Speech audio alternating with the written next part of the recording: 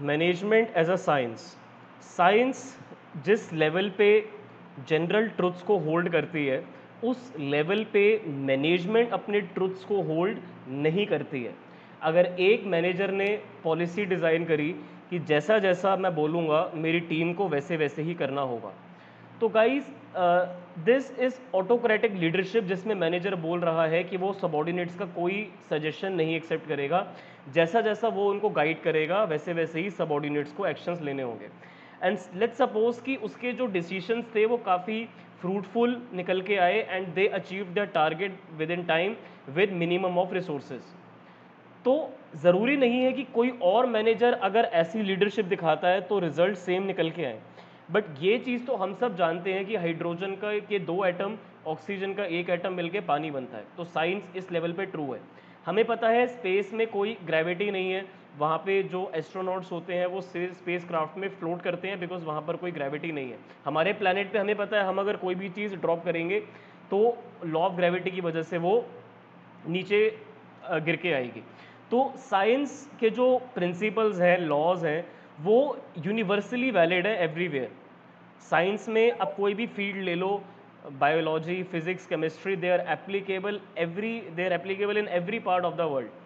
But management principles are same in all the parts of the world, but it's not that true that they can be truth all the time. ऐसा ज़रूरी नहीं है कि management के जो principles हैं वो हमेशा ही फ्रूटफुल निकल के आएंगे।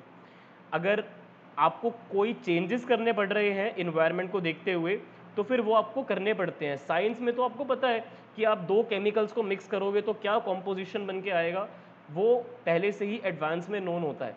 बट मैनेजमेंट में नहीं पता होता कि कोई पॉलिसी अगर हम इम्प्लीमेंट करते हैं तो उसका क्या रिजल्ट आता है फ्यूचर में, वो तब तक नहीं दिख सकता जब तक टाइम कंप्लीट नहीं हो जाता, राइट। तो अब हम देखते हैं साइंस के फीचर्स क्या क्या होते हैं। The basic features of science are as follow. First of all, systematise body of knowledge. Science की कोई भी फील्ड हो, केमिस्ट्री, फिजिक्स, बायोलॉजी, सब में एक सिस्टमेटाइज बॉडी ऑफ नॉलेज है। स्टूडेंट्स को जो थ्योरी पढ़ाई जाती है वो प्रॉपर ऑर्गेनाइज्ड वे में है। तो science is a systematic body of knowledge. Science एक सिस्टमेटिक बॉडी ऑफ नॉलेज है। इसके principles cause and effect relationship पे बेस्ड है। Cause, two atoms of hydrogen, one atom of oxygen will make water. One atom of carbon, two atoms of oxygen will make carbon dioxide. So this is cause और effect क्या है जो बाद में निकल के आया। cause atom, effect water. Cause again carbon का एक एटम, ऑक्सीजन के दो एटम, इफेक्ट कार्बन डाइऑक्साइड। तो साइंस में हमें कॉज और इफेक्ट पता है कि अगर ये चीज़ होगी तो उसका इफेक्ट क्या आएगा, वो हमें पहले से पता है। मैनेजमेंट में भी जो बॉडी ऑफ नॉलेज है जो आप लोग पढ़ रहे हो, इसमें भी आप लोग सीखोगे कि अगर हम कोई स्पेसिफिक प्रिंसिपल अप्लाई करते हैं तो उसका क्या रिजल्ट निकल के आ सकता है। तो कॉज और इफेक्ट समझ में आता है। सपोज करो आपके जो एम्प्लॉयज़ हैं वो डिसिप्लिन फॉलो नहीं कर रहे हैं, कभी लेट आते हैं ऑर्गेनाइजेशन में, कभी टाइम से पहले चले जाते हैं, और जो इन्वायरमेंट उन्होंने बनाया हुआ है वो ज़्यादा अच्छा नहीं है और थोड़े केओस मचा हुआ रहता है, डिस्टरबेंस रहती है ऑर्गेनाइजेशन में, तो अब ये एक कॉज है। तो अब हम क्या कर सकते हैं, इफेक्ट में लेके आ सकते हैं प्रिंसिपल ऑफ डिसिप्लिन। डिसिप्लिन का प्रिंसिपल एक इफेक्ट लेके आएगा कि हर एक एम्प्लॉय टाइम पे आएगा ऑर्गेनाइजेशन में, और अगर वो लेट आता है तो उसके पास वैलिड रीज़न होना चाहिए कि वाई ही और शी गॉट लेट। और अगर उन्हें टाइम से पहले जाना है तो they have to write a letter to the CEO of the company that why they are living early today. तो कॉज क्या है, लोग डिसिप्लिन में नहीं है। इसका इफेक्ट क्या है, एक प्रिंसिपल लगा दो डिसिप्लिन का, अपने आप सब लोग डिसिप्लिन में आ जाएंगे। बट क्या लोग अपने आप डिसिप्लिन में आ जाएंगे, इसकी एश्योरिटी है? उतनी नहीं है जितनी साइंस में है। साइंस में हमें पता है एक एटम कार्बन का और दो एटम ऑक्सीजन के कार्बन डाइऑक्साइड बनेगा, ये हमें पता है। बट मैनेजमेंट में वैसा रिलेशनशिप उस क्लैरिटी का नहीं होता, right.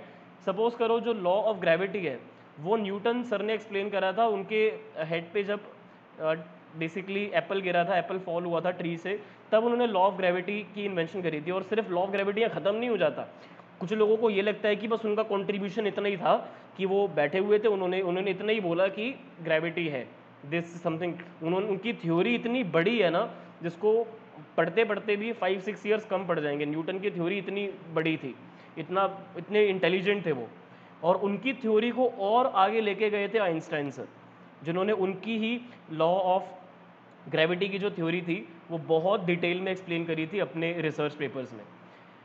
Now principles based on experimentation, जो साइंस के प्रिंसिपल्स होते हैं वो एक्सपेरिमेंट्स के बाद बनाए जाते हैं।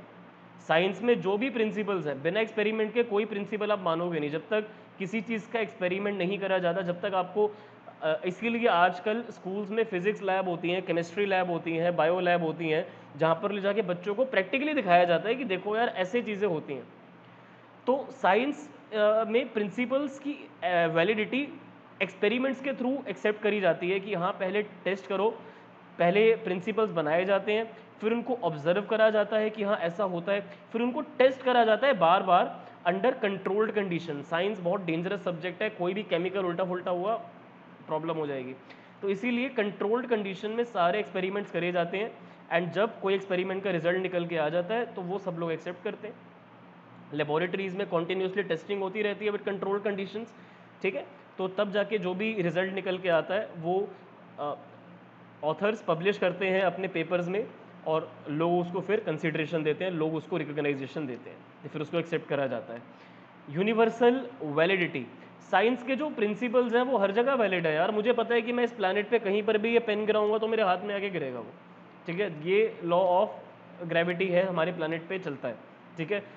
बाकी प्लैनेट्स ऐसे हैं जो कि गैसियस प्लैनेट्स हैं, वहाँ पर आप जा ही नहीं सकते, ठीक है। जुपिटर में, सैटर्न में, नेपट्यून में, यूरेनस में, these planets are gaseous giants. ये बहुत बड़े बड़े गैस के जाइंट्स हैं, वहाँ पर कोई सरफेस नहीं है जहाँ पर आप पैर रख सको, और वहाँ का जो एटमॉस्फेयर है वो इतना ज़्यादा मतलब इतना हाई रहता है जहाँ पर हम जाने का प्लान मतलब सोच ही नहीं सकते कि human beings can even come closer to those planets, right.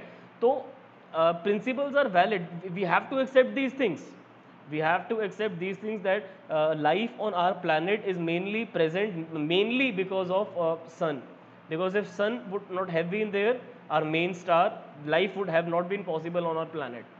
हमारा जो हैबिटेट है वो उसका मेन जो सबसे मेन कंट्रीब्यूशन जाता है वो सन को ही जाता है, जो हमारे यहाँ जो टेम्परेचर है वो सस्टेनेबल रहता है, फाइन। तो these things are universally valid, everyone has to accept these things, right. Everyone knows कि मार्स से होते हुए जुपिटर तक एक एस्ट्रॉयड बेल्ट है, बीच में बहुत सारे एस्ट्रॉयड्स हैं वहाँ पे, बट जैसा मूवीज़ में दिखाया जाता है कि बीच में इतने सारे एस्ट्रॉयड्स आते हैं वो स्पेस क्राफ्ट से टकराते हैं, ऐसा कुछ रियलिटी में नहीं होता है। काफ़ी दूर दूर हैं एस्ट्रॉयड्स जो बहुत दूर होते हैं, और इतना लोगों को डरा दिया जाता है कि स्पेस में जाओगे तो इतने सारे एस्ट्रॉयड पास पास आएंगे, वो बहुत दूर दूर होते हैं। स्पेस की कोई लिमिट नहीं है, आज तक कोई नहीं जान पाया कि लिमिट कितनी है। हम लोग रहते हैं मिल्की वे में, छोटी सी गैलेक्सी है, बट इसके बाद भी कितनी सारी गैलेक्सी, हमसे जो सबसे पास गैलेक्सी है वो एंड्रोमेडा गैलेक्सी।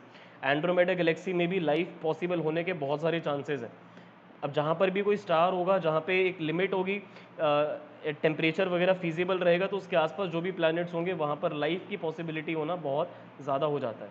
अब हम कितने लाइट ईयर्स दूर हैं वो एरियाज़, और कितना दूर हैं हम, इंसान कितने साल तक जीते हैं, 70-80 ईयर्स तक, और ऐसी गैलेक्सीज़ में जाने में हमें more than thousands of years लग जाएंगे, जो हम सोच भी नहीं सकते, राइट। तो इसीलिए हम कभी शायद, अभी तो हमारी इतनी टेक्नोलॉजी डेवलप नहीं है कि हम जान पाएँ कि क्या मिल्की वे के बाहर लाइफ पॉसिबल है या नहीं, but according to me possible तो बिल्कुल होगी ही होगी, क्योंकि जैसे हम लोग एक छोटी सी गैलेक्सी में रहते हैं और बाकी लोग डिफरेंट गैलेक्सीज़ में प्रेजेंट होंगे। लाइफ किस वे में प्रेजेंट है that no one knows.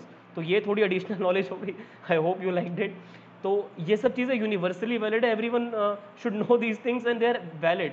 But अगर हम मैनेजमेंट की बात करें तो मैनेजमेंट की जो नॉलेज है वो सिस्टमेटाइज्ड है। यस वी अग्री कि मैनेजमेंट में हम जो ये सब पढ़ रहे हैं ये मैनेजमेंट के ही सब्जेक्ट में पढ़ रहे हैं, तो yes management has systematise body of knowledge. Then management के जो प्रिंसिपल्स हैं उनको भी एक्सपेरिमेंट के बाद ही बनाया गया है।